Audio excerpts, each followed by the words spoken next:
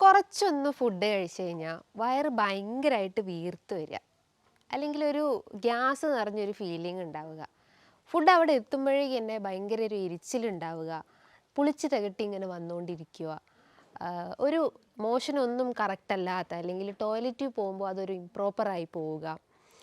ഇങ്ങനെയൊക്കെ കാണുന്നുണ്ടെങ്കിൽ നിങ്ങൾക്ക് ദഹന സംബന്ധമായിട്ടുള്ള എന്തെങ്കിലും ഒരു അസുഖം നിങ്ങളെ ബാധിച്ചിട്ടുണ്ട്.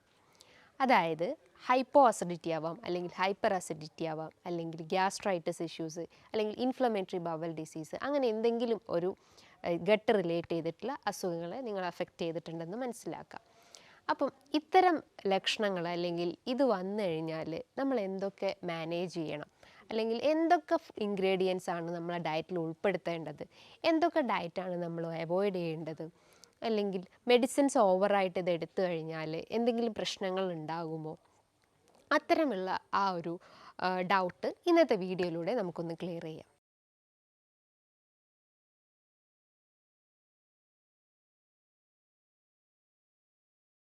If you want to be healthy, keep your gut healthy. അതായത് നമുക്ക് ദഹന സംബന്ധമായിട്ട് എന്തെങ്കിലും ബുദ്ധിമുട്ടുകളുണ്ടെങ്കിൽ അത് എക്സ്റ്റേണലി ആദ്യം തന്നെ കാണുന്നത് നമ്മളെ വായ്ക്കകത്താണ്. പല ആളുകളും പറയും ഇടയ്ക്കിടയ്ക്ക് ഇങ്ങനെ വായിൽ പുണ്ണ് വരുന്നുണ്ട്, ചെറിയ എരിവ് ഭക്ഷണങ്ങളൊക്കെ കഴിക്കുമ്പോൾ വായിലിങ്ങനെ അൾസർ അപ്പയർ ചെയ്യുന്നത് കണ്ടിട്ടുണ്ട്.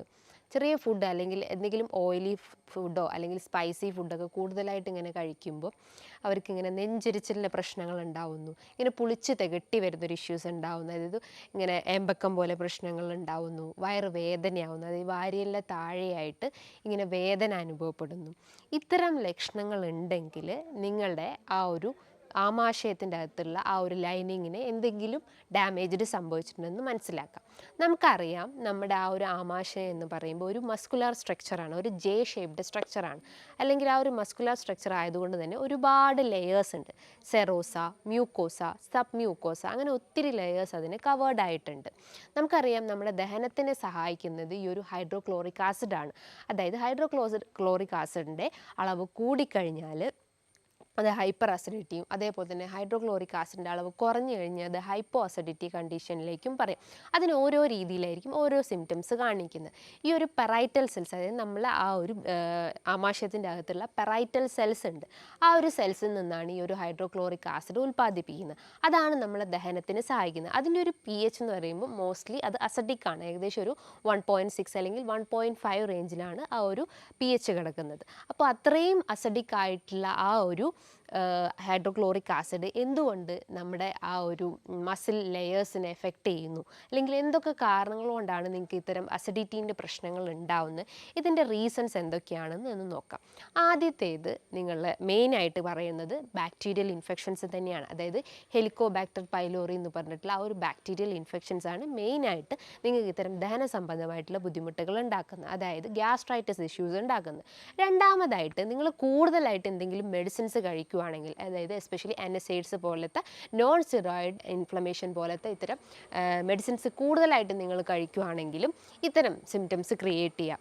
അതോടൊപ്പം തന്നെ നിങ്ങൾക്ക് മറ്റെന്തെങ്കിലും ദുശീലങ്ങളായിട്ടുള്ള സ്മോക്കിംഗ് അല്ലെങ്കിൽ ആൽക്കഹോൾ, ഇതൊക്കെ നിങ്ങൾ അമിതമായിട്ട് നിങ്ങളുടെ ആ ഒരു ഡെയിലി റൂട്ടീനിൽ ചെയ്യുകയാണെങ്കിലും ഇത്തരം സിംറ്റംസ് സ്റ്റാർട്ട് ചെയ്യാം. നമുക്കറിയാം ആൽക്കഹോളിക് കോസിൻ്റെ ഒരു 10% എന്ന് പറഞ്ഞാൽ അതിൻ്റെ ഒരു ഫാറ്റി ലിവർ പ്രശ്നങ്ങളാണ്. അതായത് 95% അതിൻ്റെ കോസ് എന്ന് പറഞ്ഞാൽ നമ്മളെ ഭക്ഷണ രീതികളാണ്. റിമൈനിങ് ഒരു 10% മാത്രമേ ഉള്ളൂ ഒരു ആൽക്കഹോളിക് കോസ് വരുന്നുള്ളൂ.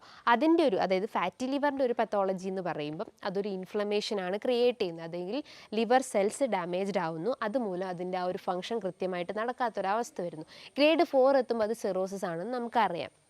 അപ്പോൾ അതിൻ്റെയൊക്കെ ഒരു റീസൺസ് എന്ന് പറയുമ്പം നമ്മൾ കൂടുതലായിട്ടും ഇത്തരം സ്പൈസി ഫുഡ്, അല്ലെങ്കിൽ കൂടുതലായിട്ടും ഇത്തരം ഓയിലി ഫുഡ്, അധികം കലോറി ഏറിയിട്ടുള്ള ഭക്ഷണങ്ങളൊക്കെ കഴിക്കുമ്പോഴാണ് ഇത്തരം ഫാറ്റ് ഡിപ്പോസിഷൻസ് ഇത്തരം ഓർഗൻസിലാവുന്നത്. അപ്പോൾ അതിൻ്റെയൊക്കെ അത് നമുക്ക് എങ്ങനെ മാനേജ് ചെയ്യാമെന്ന് നോക്കിക്കഴിഞ്ഞാൽ നമ്മൾ നല്ല രീതിയിൽ വർക്കൗട്ട് ചെയ്യുക. വർക്കൗട്ട് എന്ന് പറയുമ്പോൾ ബോഡി നന്നായിട്ട് വേർക്കുന്ന രീതിയിലുള്ള വർക്കൗട്ട് ചെയ്യാൻ ശ്രമിക്കുക. അത്തരം കാര്യങ്ങൾ ചെയ്തു കഴിഞ്ഞാൽ തന്നെ നമുക്ക് ഇത്തരം നീർക്കെട്ടിൻ്റെ പ്രശ്നങ്ങളോ അല്ലെങ്കിൽ ഫാറ്റി ലിവറിൻ്റെ ഇഷ്യൂസ് ഉണ്ടെങ്കിൽ അത് കംപ്ലീറ്റ് ആയിട്ട് നമുക്ക് റെഡ്യൂസ് ചെയ്യാൻ പറ്റും. വരുന്നത്. മറ്റൊരു പ്രധാനപ്പെട്ട ഒരു റീസൺസ് എന്ന് പറയുമ്പോൾ നിങ്ങൾ ആ ഒരു കൃത്യമായ അളവിൽ അല്ലെങ്കിൽ കൃത്യം ടൈമിൽ നിങ്ങൾ ഫുഡ് മെയിൻറ്റെയിൻ ചെയ്തിട്ടില്ലെങ്കിൽ, ചില ആളുകളൊക്കെ ബ്രേക്ക്ഫാസ്റ്റ് ഒക്കെ സ്കിപ്പ് ചെയ്യും. നമുക്കറിയാം ബ്രേക്ക്ഫാസ്റ്റ് എന്ന് പറഞ്ഞു കഴിഞ്ഞാൽ ഒരു ബ്രെയിൻ ഫുഡാണ്. അപ്പോൾ അതൊരു കൃത്യമായ ടൈമിൽ തന്നെ മെയിൻറ്റെയിൻ ചെയ്യാൻ ശ്രമിക്കുക. അതൊരു 7 to 8 ആ ഒരു ടൈമിൻ്റെ ഉള്ളിൽ തന്നെ ബ്രേക്ക്ഫാസ്റ്റ് മെയിൻറ്റെയിൻ ചെയ്യാൻ ശ്രമിക്കുക. നമുക്ക് ഇങ്ങനെ റെക്കറൻ്റ് ആയിട്ട് ബ്ലോട്ടിങ് അല്ലെങ്കിൽ വയറ് വീർത്ത് വരുന്ന പ്രശ്നങ്ങളോ അല്ലെങ്കിൽ ഗ്യാസിൻ്റെ പ്രശ്നങ്ങളൊക്കെ ഉണ്ടെങ്കിൽ, അല്ലെങ്കിൽ ശോധനക്കുറവിൻ്റെ പ്രശ്നങ്ങളൊക്കെ ഉണ്ടെങ്കിൽ, നിങ്ങൾ രാവിലെ എഴുന്നേറ്റാൽ ഉടനെ തന്നെ ഒരു വെറും വയറ്റിൽ തിളപ്പിച്ചാറിയ വെള്ളം കുടിക്കാൻ ശ്രമിക്കുക. അങ്ങനെ ചെയ്യുമ്പോൾ നമ്മുടെ മോഷൻ കുറച്ചുകൂടി ഒന്ന് ഇമ്പ്രൂവ് ആവുകയും അല്ലെങ്കിൽ കോൺസ്റ്റിപ്പേഷൻ്റെ പ്രശ്നങ്ങളൊക്കെ ഉണ്ടെങ്കിൽ അതിനൊന്ന് കംപ്ലീറ്റ് ആയിട്ട് ക്ലിയർ ഔട്ട് ചെയ്യാൻ പറ്റുന്നതാണ്. നമുക്കറിയാം നമ്മുടെ ഓരോ ബോഡി പാർട്ടിലും അതായത് നമ്മളെ ബോഡി പാർട്ടിനൊക്കെ ഓരോ ലെയേഴ്സ് ഉണ്ട്.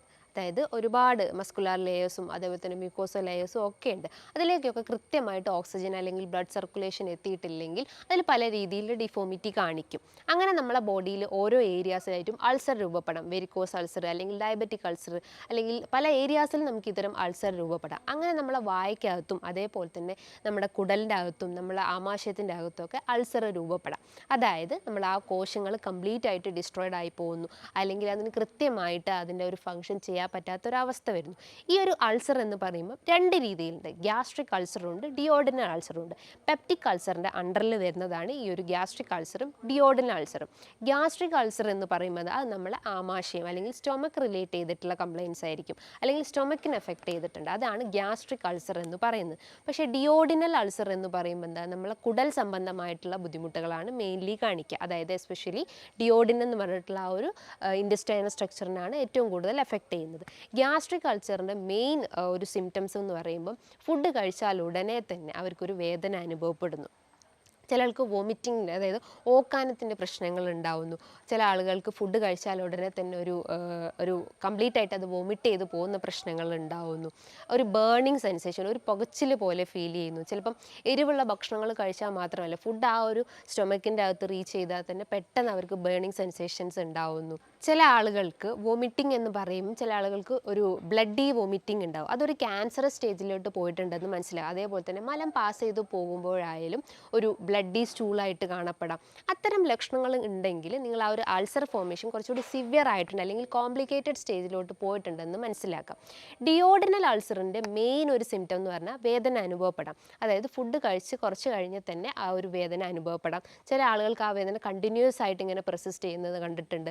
അതോടൊപ്പം തന്നെ നിങ്ങൾക്ക് ഓക്കാനം, ഛർദി പ്രശ്നങ്ങളൊക്കെ ഉണ്ടെങ്കിൽ നമുക്കറിയാം നിങ്ങൾ ആ ഒരു ആമാശയത്തിൻ്റെ അകത്ത് അല്ലെങ്കിൽ ആ ഒരു കുടലിൻ്റെ അകത്ത് ആ ഒരു അൾസർ ഫോർമേഷൻ സംഭവിച്ചിട്ടുണ്ടെന്ന്. അപ്പോൾ ഇത്തരം രണ്ട് ടൈപ്സ് ആണ് ഈ ഒരു അൾസർ കാറ്റഗറിയിൽ വരുന്നത്. അതായത് ഗ്യാസ്ട്രിക് അൾസറും അതേപോലെ തന്നെ ഡിയോഡിനൽ അൾസറും. ഈ രണ്ട് അൾസർ ഫോർമേഷൻ്റെ മെയിൻ റീസൺസ് എന്ന് പറയുമ്പം നിങ്ങളൊരു അൺഹെൽത്തി ഫുഡ് സ്റ്റൈൽ അല്ലെങ്കിൽ അൺഹെൽത്തി ആയിട്ടുള്ള ആ ഒരു ഡയറ്റാണ് മെയിനായിട്ട് ഇതിൻ്റെ റീസണിലേക്ക് പോകുന്നത്. നമുക്കറിയാം ഒരു 50 വയസ്സ് അല്ലെങ്കിൽ 40+ ആയിട്ടുള്ള ആളുകളൊക്കെ പറയുന്ന ഒരു കോമൺ വാക്കാണ് നീർക്കെട്ട് അല്ലെങ്കിൽ ഇൻഫ്ലമേഷൻസ് എന്ന് പറയുന്നത്. അതായത് നമ്മുടെ കോശങ്ങളെല്ലാം ഡാമേജ്ഡ് ആയിട്ട് അല്ലെങ്കിൽ അതിനൊരു ഡിഫൻസ് മെക്കാനിസം ചെയ്യുന്ന, അല്ലെങ്കിൽ നമ്മളെ ബോഡി ഒരു ഡിഫൻസ് മെക്കാനിസത്തിൽ ഏർപ്പെടുമ്പോൾ ആ ഒരു കണ്ടീഷനെയാണ് നമ്മൾ ഇൻഫ്ലമേഷൻസ് എന്ന് പറയുന്നത്. അതിൻ്റെ മെയിൻ എക്സ്റ്റേണൽ സയൻസ് എന്ന് പറയുമ്പോൾ അതിശക്തമായിട്ടുള്ള വേദന അനുഭവപ്പെടാം. ഇപ്പം നമ്മൾ ജസ്റ്റ് ഒന്ന് വീണ് കഴിഞ്ഞാലോ അല്ലെങ്കിൽ ജസ്റ്റ് എവിടെയെങ്കിലും തട്ടിപ്പോയി കഴിഞ്ഞാൽ ആ ഒരു ഏരിയ ഭയങ്കരമായിട്ട് വേദന അനുഭവപ്പെടാം. ഒരു സ്വെല്ലിങ് അല്ലെങ്കിൽ ഒരു നീര് വെച്ച ഫീലിംഗ് ഉണ്ടാവും. ചിലപ്പോൾ അതൊരു ബ്ലാക്ക് അല്ലെങ്കിൽ ബ്ലൂയിഷ് ഡിസ്കളറേഷനിലേക്ക് പോവാം. അതേപോലെ തന്നെ നീര് വെക്കുന്ന പ്രശ്നങ്ങൾ ഉണ്ടാവും. ചിലപ്പോൾ ഒരു ടെമ്പറേച്ചർ അല്ലെങ്കിൽ ചൂടിൻ്റെ പ്രശ്നങ്ങളൊക്കെ അനുഭവപ്പെട്ടിട്ടുണ്ടെങ്കിൽ ഇത്തരം എക്സ്റ്റേണൽ സയൻസ് ആണ് ഈ ഒരു ഇൻഫ്ലമേഷൻസ് എന്ന് പറയുന്നത്. അപ്പം നമ്മളെ ആമാശയത്തിൻ്റെ അകത്തായാലും അല്ലെങ്കിൽ ഇത്തരം ഇൻറ്റസ്റ്റൈൻസിൻ്റെ അകത്തായാലും ഇത്തരം ഇൻഫ്ലമേഷൻസ് രൂപപ്പെടാം. അതിനെയാണ് നമ്മൾ ഗ്യാസ്ട്രൈറ്റിസ് എന്ന് പറയുന്നത്. അതായത് ഐറ്റിസ് എന്ന് പറയുമ്പോൾ ഇൻഫ്ലമേഷൻസ് എന്ന് പറയുന്നത്. ഈ ഒരു ഗ്യാസ്ട്രൈറ്റിസിൻ്റെ മെയിൻ റീസൺ ഞാൻ തുടക്കത്തിൽ തന്നെ പറഞ്ഞു, ഹെലിക്കോബാക്ടർ പൈലോറി എന്ന് പറഞ്ഞിട്ടുള്ള ആ ഒരു ബാക്ടീരിയൽ ഇൻഫെക്ഷൻസ് ആണ്. അപ്പോൾ നിങ്ങൾക്ക് ഇത്തരം സിംറ്റംസ് ഇങ്ങനെ റെക്കറൻ്റ് ആയിട്ട് വന്നുകൊണ്ടിരിക്കുന്നുണ്ടെങ്കിൽ നിങ്ങൾക്കൊരു എൻഡോസ്കോപ്പി ചെയ്യാം. അതേപോലെ തന്നെ നിങ്ങൾക്കൊരു യൂറിൻ അനാലിസിസ് ചെയ്യാം. അതേപോലെ തന്നെ നിങ്ങൾക്കൊരു സ്കാനിങ്, അതിൽ അബ്ഡോമിനൽ സ്കാനിങ് ചെയ്ത് കഴിഞ്ഞാൽ ഒരു അൾസർ ഫോർമേഷൻസ് ഉണ്ടോ അല്ലെങ്കിൽ ഫാറ്റി ലിവറിൻ്റെ ഇഷ്യൂസ് ഉണ്ടോ എന്ന് അറിയാൻ പറ്റും. അതേപോലെ തന്നെ മറ്റൊരു പ്രധാനപ്പെട്ട ടെസ്റ്റ് എന്ന് പറഞ്ഞാൽ ഹെലിക്കോബാക്ടർ പൈലോറി ടെസ്റ്റും അതേപോലെ തന്നെ റാപ്പിഡ് യൂറിയസ് ടെസ്റ്റും. ഈ രണ്ട് ടെസ്റ്റ് ചെയ്ത് കഴിഞ്ഞാൽ നമുക്ക് കുറച്ചുകൂടി അഡ്വാൻസ്ഡ് ആയിട്ടുള്ള ആ ഒരു സ്റ്റഡീസ് എന്താണെന്ന് മനസ്സിലാക്കാൻ പറ്റും, അല്ലെങ്കിൽ നമ്മുടെ ബോഡിയിൽ എത്രത്തോളം ആ ഒരു സിവിയറിറ്റി എത്തിയിട്ടുണ്ടെന്ന് മനസ്സിലാക്കാൻ പറ്റും. ഇത്തരം അൾസർ ഫോർമേഷൻസ് ഉണ്ടെങ്കിൽ നമ്മളെ ഭക്ഷണത്തിലൂടെ തന്നെ ഒരുപാട് ചേഞ്ചസ് വരുത്തി കഴിഞ്ഞാൽ നമുക്കത് മാറ്റിയെടുക്കാവുന്നതാണ്. ഞാൻ പറഞ്ഞു കൃത്യമായ ടൈമിൽ നമ്മൾ ഫുഡ് മെയിൻറ്റെയിൻ ചെയ്യാൻ ശ്രമിക്കുക. അതായത് ഒരു മോർണിംഗിലാണെങ്കിൽ ഒരു ബ്രേക്ക്ഫാസ്റ്റ് ടൈം ആണെങ്കിൽ 7 to 8, അതേപോലെ തന്നെ ഒരു മിഡ് ഗുഡ് ടൈം ആയിട്ടുള്ള 11 AM ആകുമ്പോൾ നിങ്ങൾ എന്തെങ്കിലും ഫ്രൂട്ട്സോ അല്ലെങ്കിൽ ഒരു സാലഡ് രൂപത്തിൽ എന്തെങ്കിലും ഒരു ഇൻഗ്രീഡിയൻസ് നമ്മളെ ഭക്ഷണത്തിൽ ഉൾപ്പെടുത്താൻ ശ്രമിക്കുക. അതേപോലെ തന്നെ ഒരു മണി അല്ലെങ്കിൽ ഒരു 1 o'clock ആകുമ്പോൾ കൃത്യ ടൈമിൽ ലഞ്ചിൻ്റെ ആ ഒരു ടൈം മെയിൻറ്റെയിൻ ചെയ്യാൻ ശ്രമിക്കുക. അതേപോലെ തന്നെ നൈറ്റ് ആയാലും ഇത്തരം ഹെവി ഫുഡ് കഴിവതും ഒഴിവാക്കിയിട്ട് ഒരു ലൈറ്റ് ഫുഡായിട്ടുള്ള സാലഡ്സോ അല്ലെങ്കിൽ എന്തെങ്കിലും ഒരു ഇൻഗ്രീഡിയൻസ് നമ്മളെ ഡയറ്റിൽ ഉൾപ്പെടുത്താൻ ശ്രമിക്കുക. അതേപോലെ ചില ആളുകൾ പറയും സ്പൈസി ആയിട്ടുള്ള ഭക്ഷണങ്ങൾ കംപ്ലീറ്റ് ആയിട്ട് ഒഴിവാക്കി കഴിഞ്ഞാൽ ഇത്തരം അൾസർ ഫോർമേഷൻസ് ഉണ്ടാവില്ല. കംപ്ലീറ്റ് ആയിട്ട് നമ്മൾ ഒഴിവാക്കണം. അതോടൊപ്പം തന്നെ ഈ കലോറി അടങ്ങിയിട്ടുള്ള ഭക്ഷണങ്ങൾ അല്ലെങ്കിൽ ഹൈ കാർബ് ഇൻടേക്കിൻ്റെ ശീലങ്ങളൊക്കെ ഉണ്ടെങ്കിൽ അത് കംപ്ലീറ്റ് ആയിട്ട് അവോയ്ഡ് ചെയ്യാൻ ശ്രമിക്കുക. കാരണം ഹൈ കലോറി അല്ലെങ്കിൽ ഹൈ കാർബ്സ് ഉള്ള ഭക്ഷണങ്ങൾ നമ്മുടെ ബോഡിയിൽ പല രീതിയിൽ നീർക്കെട്ടിൻ്റെ ഇഷ്യൂസ് ഉണ്ടാക്കാം.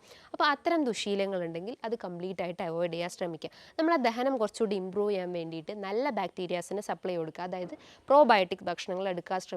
തൈര്, മോര്, അതേപോലെ തന്നെ പഴങ്കഞ്ഞി, ഇതിൻ്റെ അകത്തൊക്കെ നല്ല രീതിയിലുള്ള ഗുഡ് ബാക്ടീരിയാസ് ആണുള്ളത്. അപ്പം നമ്മളെ ബോഡിയിൽ ഉണ്ടാകുന്ന ആ ഒരു ഹെലിക്കോബാക്ടർ പൈലോറിൻ്റെ കൂടുതലായിട്ടുള്ള ആ ഒരു ഗ്രോത്തിനെ കംപ്ലീറ്റ് ആയിട്ട് നമുക്ക് പ്രിവെൻറ്റ് ചെയ്യാൻ പറ്റുന്നതാണ്.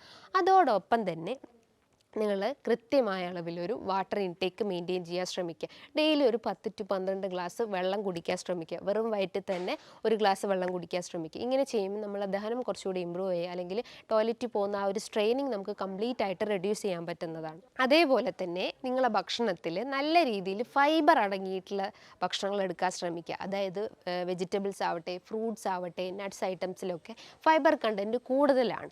ഏകദേശം ഒരു കപ്പ് റാഗി നോക്കുകയാണെങ്കിൽ അതിൻ്റെ ഏകദേശം ഒരു 16 milligram ആയിട്ട് ഫൈബർ അടങ്ങിയിട്ടുണ്ട്. അപ്പോൾ കൂടുതലായിട്ടും നാരുകൾ അടങ്ങിയിട്ടുള്ള ഭക്ഷണങ്ങൾ എടുക്കാൻ ശ്രമിക്കുക.